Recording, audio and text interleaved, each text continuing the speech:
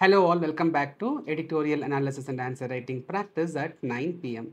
Friends, if you are watching this video series for the first time, then please watch my intro video given in the playlist to know how to participate in this answer writing program, which is open to all. Recently, in Indian Express and DD News was carrying a news editorial regarding the challenges which India faces regarding internationalization of Indian rupee. We will discuss this topic from our UPSC exam point of view. First, we will understand what is meant by international currency. When a currency, for example, dollar, okay, imagine dollar. When a currency, when it is used for increased cross-border transactions by other countries. When a currency is increasingly used in cross-border transactions, then that currency will be called as international currency. Example, dollar. Many countries, they use dollar for imports. Many countries, they use dollar for investments. So dollar is an international currency. Now internationalization of rupee means making rupee as an international currency. Making rupee to be used in the cross-border transactions like current account and capital account transactions. That is the meaning of internationalization of rupee. Now let's try to understand at first level why we should internationalize rupee. What is the reason? What is the need? For that we will try to understand about dollars. Dollars was first printed in the year 1914. In 1913, the Federal Reserve of USA was created. That is America's RBI was created in 1913. Then in 1914, dollar was first printed. From that point of time, particularly after the Second World War, the dominance of dollars was increasing fast, and specifically after 1970s, there's a concept called as petrodollar, where many Gulf countries, they started agreeing to sell petrol, that is to sell crude oil for dollars. That means if any country in the world wanted to buy crude oil from Saudi Arabia, for example, then other countries, they have to pay dollars, only then Saudi Arabia will sell crude oil. This is called as petrodollar. So after Second World War only, the dominance of dollars was increasing. After this 1970 petrodollar concept, there was an increased usage of dollar in the cross-border transaction. Now, what is the consequence of this? The consequence is, now let's take India. Now, if India is an oil-dependent, import-dependent country, 85% of our oil needs, energy needs is met through imports. So, if India wants to import oil, we go to Gulf, then we have to pay only in terms of dollars. So, from where we will get dollars? Now, we are dependent on dollars. When we export, we will get dollars. Or when we get investments, we will get dollars. Now, because of the petrodollar concept, now India, when it has to buy oil from Gulf, we have to pay in terms of dollars, for which we have to maintain sufficient amount of dollars. So we are compelled to maintain adequate amount of forex reserve. If you are not having sufficient forex reserve, then that is going to affect our economy badly. In 1991, what happened? Our forex reserve was not sufficient to cover our imports for the 21st day. With our forex, we can do imports only for 20 odd days. We were not able to have sufficient forex for the next day for covering our imports. So now because of this dominance of dollars, we are forced to maintain sufficient amount of forex reserve. We are forced to bring in more investments, dollar-based investments. And we are forced to do more dollar-based exports because only then we can maintain sufficient dollars. Our dependence of dollars is not good for our independence, economic independence. Now, because of this dollar influence, now see when American bank, federal bank, when American central bank, federal bank, when they change the interest rates, when American Federal Reserve, when they change their repo rates, that is affecting the inflow of capital inside India. When American Federal Reserve increases the interest rates, then the money coming into India, that is the dollar flowing into India, will be affected. When American Central Bank reduces their repo rate, when they reduce their policy rates, repo rates, then there will be an increased inflow of capital into India. So put it simply, let's not go into that micro concept aspects. When American Central Bank varies the interest rates, that is going to affect the inflow and outflow of foreign capital inside India. Right? So if you want to achieve that economic sovereignty, economic independence, economic Atmanirbhar, then dependence on dollar has to be reduced. or else we will be at the mercy of, our economy will be at the mercy of American interest rates and American dollars. Right? So Indian government as well as RBI in the initial days, they were taking a strategy in two fronts. Strategy number one is RBI and government ensured efforts to maintain adequate forex. How can you maintain adequate forex? By boosting your exports and by bringing investments. So our policy measures were devised in such a manner that we are able to boost our exports and we are able to bring our investments. For example, what about special economic zone policy? One of the main objectives of special economic zone policy is to maintain positive forex. So all our policies, fiscal preferences, everything was ensuring better exports and better investments. This is one strategy. With more exports, more investments, we can maintain sufficient dollars. That is one strategy. Second strategy is reducing the dependence on dollars. How to reduce the dependence on dollars? You reduce imports. If we reduce our imports, the dependence on dollars will come down. So import substitution, achieving Atmanirbhar, self-reliance. This is second strategy, right? Second strategy, 100% we cannot achieve today. We cannot achieve 100% self-reliance, but we can move towards. See, we have to reduce our import. Instead of using fossil fuels, if we go for renewable source of energy. Today, government is giving more thrust on biofuels. Right? So biofuels can be generated with the raw material available within India. For example, ethanol blending program. 20% ethanol we are planning to blend with the petrol. So with this 20% blending, if we are able to achieve this 20% blending by 2025 under the National Biofuel Policy, government aims to achieve 20% blending of ethanol with petrol. So if we achieve that, we can reduce our 20% of our oil needs. I hope you are able to get it. So one strategy is to maintain adequate forex. Another strategy is to reduce the dependence on dollars by reducing the imports through achieving self-reliance. So this was the idea. This was the idea which India was following. But of late, Government of India and Reserve Bank of India, they are coming up with a new way out. What is it? Why don't we make rupee as an international currency? Why only dollar should be an international currency? Why don't we make rupee as an international currency? For which actively in the past years, in the recent past, government and RBI is taking a lot of efforts. For example, to increase the usage of rupee in the cross-border transactions, we are convincing many countries to use rupee-based transactions to facilitate that.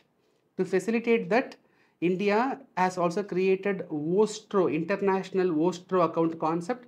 Around 20 plus countries have opened their Vostro account in Indian banks. In some other video, I will explain about that Vostro account. Just understand that with 20 plus countries, India has convinced them to use rupee in the cross-border transactions. Right? And we are also seeing many currency swap agreements. Recently also Maldives.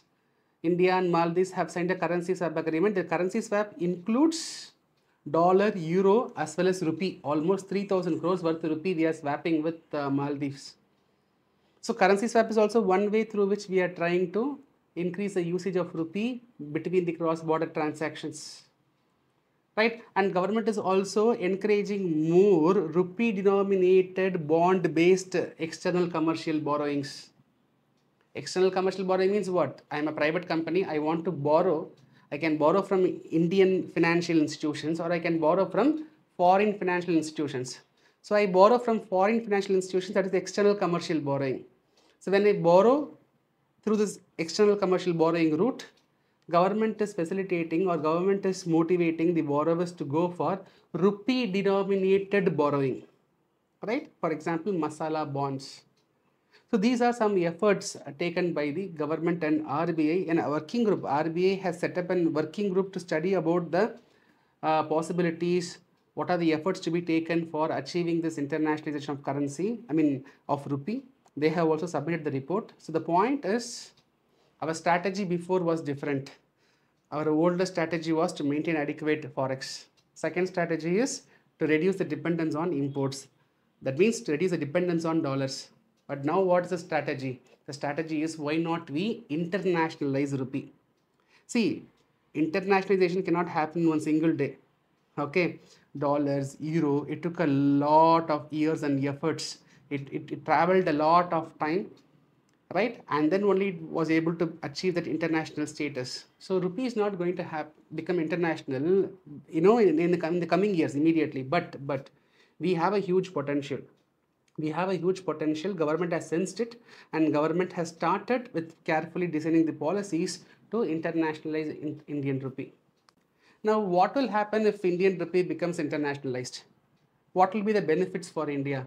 See, we discussed about the role of dollar, right? Now you can imagine what dollar can do, rupee can do.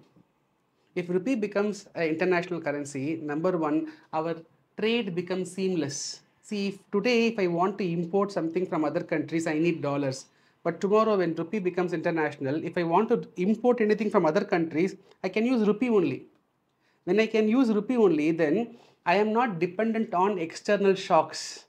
If I depend on dollar, the dollar rupee exchange rate volatility can affect us, right? But when I'm going to import only on rupee, then that exchange rate crisis will not affect us. My trade becomes seamless. When the trade becomes seamless, when my currency fluctuation is not affecting India, then what happens? My imports will not be costlier. When my imports are not costlier, then that is not going to cause inflation. That is not going to cause inflation. See, when the rupee dollar exchange rate value is, if it is worsening, when rupee is getting depreciated, then imports becomes costlier. When imports becomes costlier, in India that is going to be we will be having inflation. Right? But when we are going to import only with rupee, then inflation can be controlled. Right? Trade becomes seamless. Rupee will get more, economic dominance. Like how we are investing in gold, people are also investing in dollars. Like how people invest in dollars, tomorrow when rupee becomes international, people will invest in rupee also. Rupee will become a most preferred currency. Right? And rupee value gains, that is going to be a positive impact on Indian economy. The investments in Indian economy is going to improve. Right? So as the demand for rupee increases, the rupee will appreciate. That appreciation of rupee in a sustained manner over a period is going to give a lot of positive impacts for Indian economy. Right? And also when America changes the interest rates, it will not affect India. Because when we are independent of dollars, when rupee becomes an international currency, then American central bank's interest rate is not going to affect us. We will not be at the mercy of America. Right? So we have a lot of advantages because of this internationalization of rupee. But this is not going to happen, as I already said, tomorrow or day after. There are a lot of challenges. What challenge we have, sir? See, we have to first achieve 100% convertibility in capital account. In current account, we have 100% convertibility, but in capital account, we do not have 100% convertibility. Without achieving, see, convertibility means how freely you can convert one currency into another currency. Okay, so in capital account transactions in India, we are not having 100% convertibility. We have to achieve that. Today, in the current scenario, if we achieve capital account convertibility, that will be disastrous for our economy, because when we make capital account convertible, then people in India with lot of money, they will not invest in India, they will invest in some other countries. There will be a capital flight from India to other countries. Right? So, today we cannot do it, but eventually we have to do it. Eventually we have to make capital account 100% convertible. So what we have to do? We have to see rupee becoming international means the demand for rupee should increase. The demand for rupee should increase means the demand for exports should increase and the investments coming to India should increase. Right? So what government has to do is, before making capital account 100% convertible, they have to improve. India has to improve our exports and India has to bring in more investments. To bring in more investments, we need sustainable growth rate. Right? We should have a double-digit growth rate for a long time. Sustained growth rate is what is very important. Only then we will get more investments. And we have to come up with better exports. Today, our international trade share is just 2%. Or in the share of rupee in the forex market is just 2%. So this has to be improved. Our export has to be improved. We have to come up with technology-based exports. Our technology-based exports are very less. We are not exporting creative technological products. So we have to focus on R&D, we have to put money, we have to strengthen our technological output, we have to improve our exports, we have to bring in investments, we have to achieve sustainable growth rate. All this has to be achieved, right? It's not that we cannot achieve. We definitely can achieve, but that requires a lot of structural changes. Government should incentivize the cross-border rupee-based transactions. So government should come out of the way, should promote by bringing incentives for increased rupee-based transactions, cross-border transactions. So in a meticulous manner, with a careful planning, with an effective implementation, definitely this can be possible in future, but not today, but definitely in future. You should know, with more than 20 countries, we have signed memorandum of understanding for using rupee for cross-border transaction. The 20 countries includes UK, Israel, Germany. So we are winning the confidence of many big players also. At the same time, yes, we cannot convince every country. We cannot convince China and Pakistan to use rupee for cross-border transactions. That is not going to happen. But still, majority countries, with our soft power, with our democratic values, we can definitely make it happen someday. But remember, already we have two big giants. One is dollar, one is euro. It is not going to be easy, but with proper planning in a sustained manner, with structural reforms, we can achieve this. Right, friends, I hope you got some clarity. It's a technical topic, I know, but I hope you are getting some clarity on this topic. Very, very important topic from our exam point of view. Now, based on our discussion, I will give you a question. The Reserve Bank of India and Government of India are actively taking efforts to internationalize the rupee. In this context, explain what is internationalization of rupee and discuss its potential benefits to the Indian economy. It will be a 15 marker question, so you have to write 250 words. You plan your answer accordingly. Right, friends, I hope our efforts are adding value in your day-to-day preparation. I will see you in the next video. That will be a discussion video. So till then, bye. Take care.